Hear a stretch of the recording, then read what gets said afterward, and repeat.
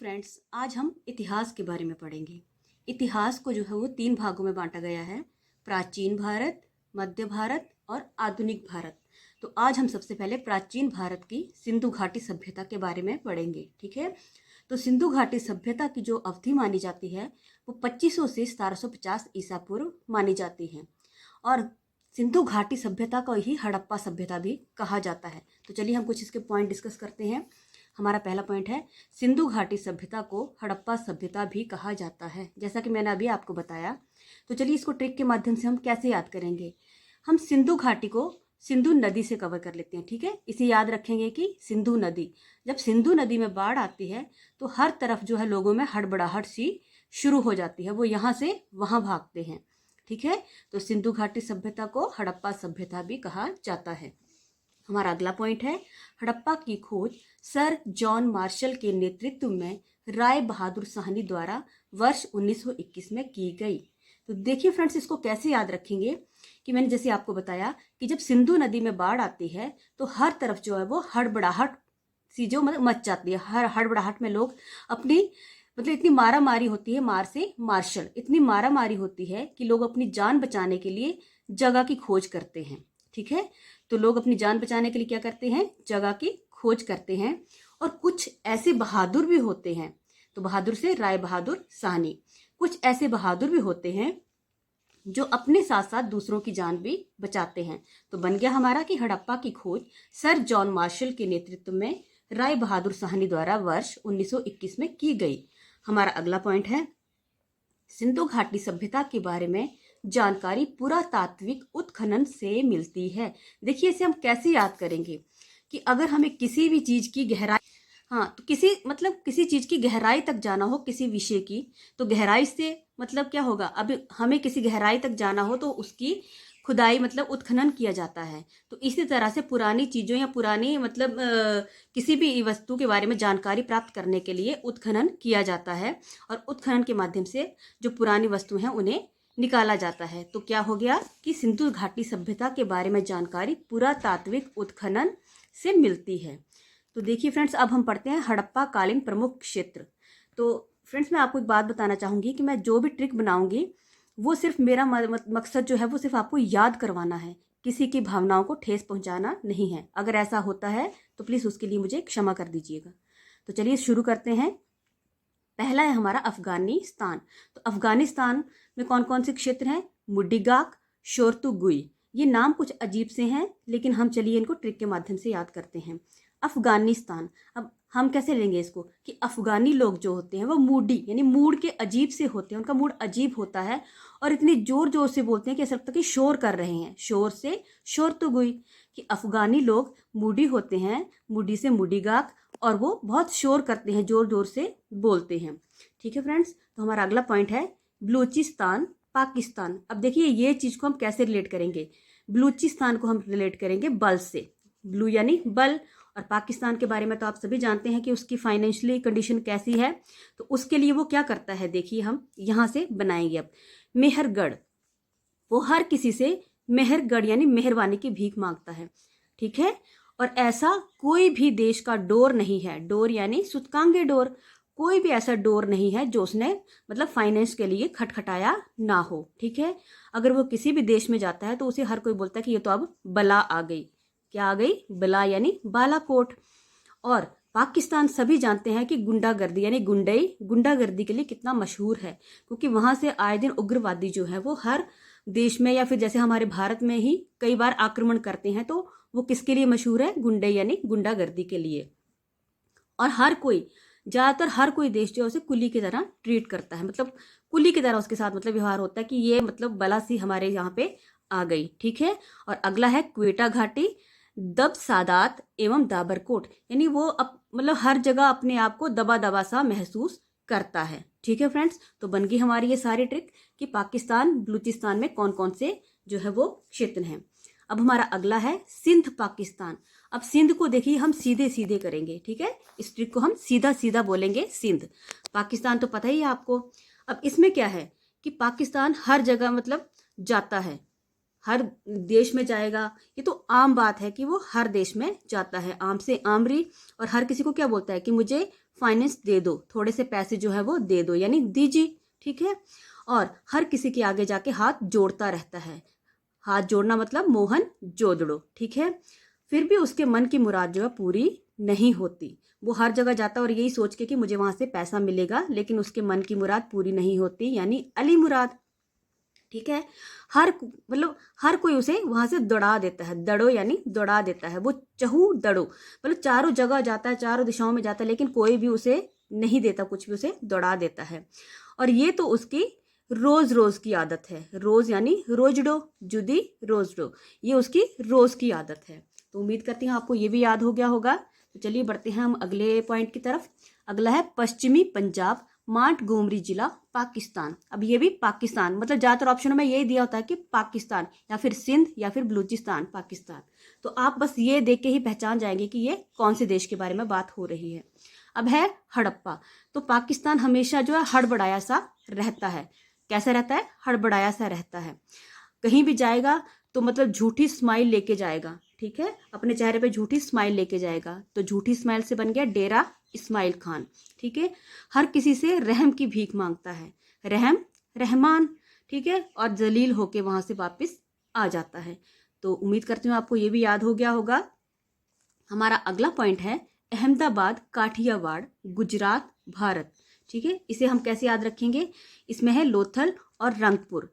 तो अब देखो हम इसे कैसे याद रखेंगे कि हमारा भारत देश जो है, ठीक है, इसकी जो थल है यानी जमीन, थल यानी जमीन, थल से बना लोथल, तो वो हमारे भारतीयों के लिए इतनी अहम है, अहम से अहमदाबाद, इतनी अहम है कि अगर कोई भी संकट हमारी थल पर आ जाता है, कोई भी संकट हमारी थल पर आ जाता है, तो काठियावाड़ यानी लाठियां लेके वो दिन रात एक कर देते हैं उस संकट से निपटने के लिए। दिन रात यानी गुजरात, ठीक है फ्रेंड्स।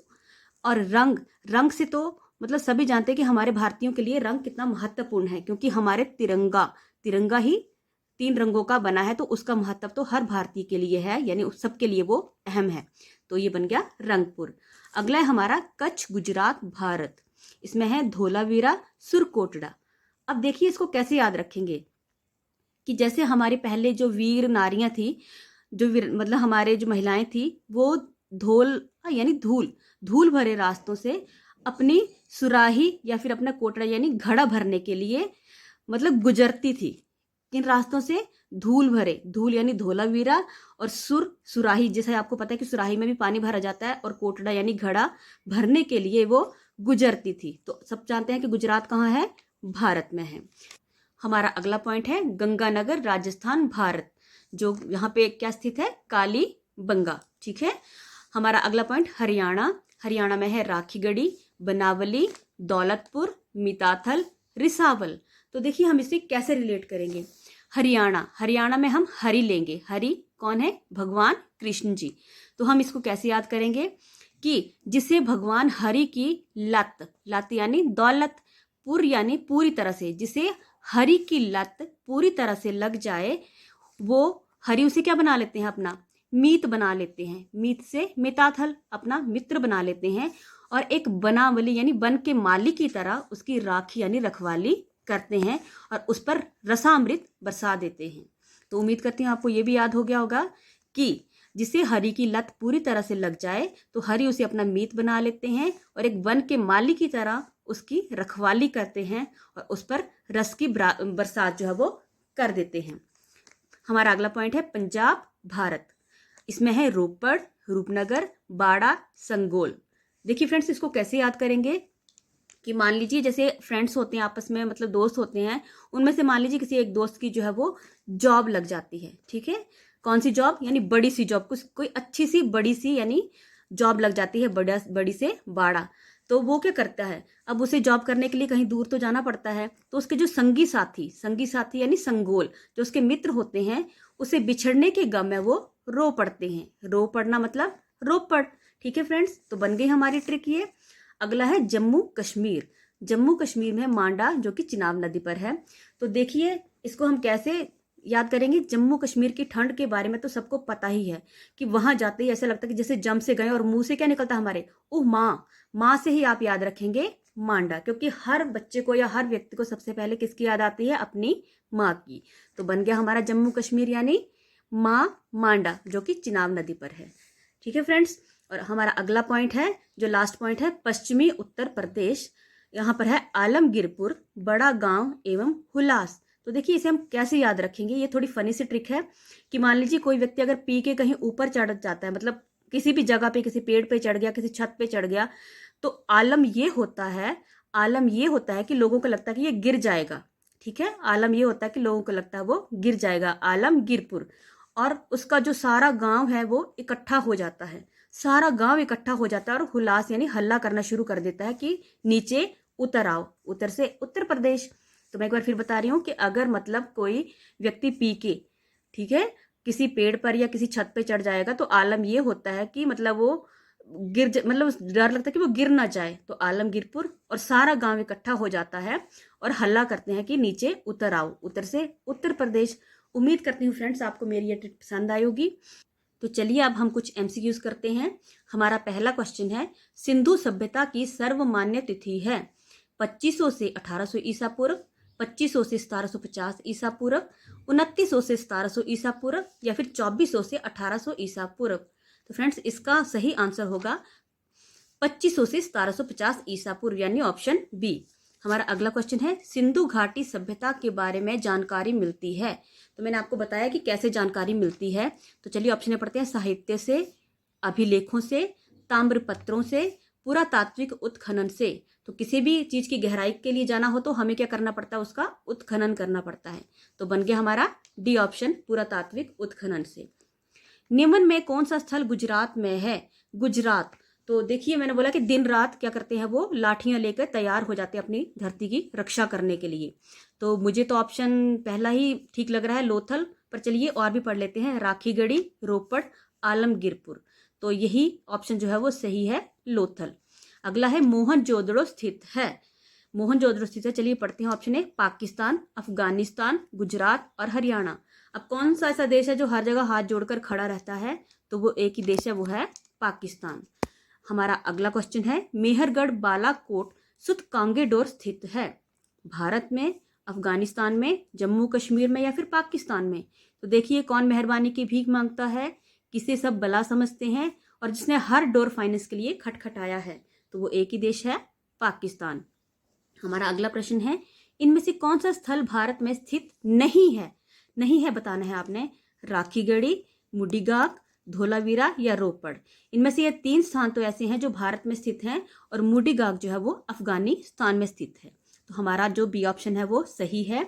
हमारा अगला प्रश्न है, कालीबंगा स्थित है राजस्थान, हरियाणा, उत्तर प्रदेश या जम्मू कश्मीर। तो फ्रेंड्स कालीबंगा जो स्थित है वो है राजस्थान।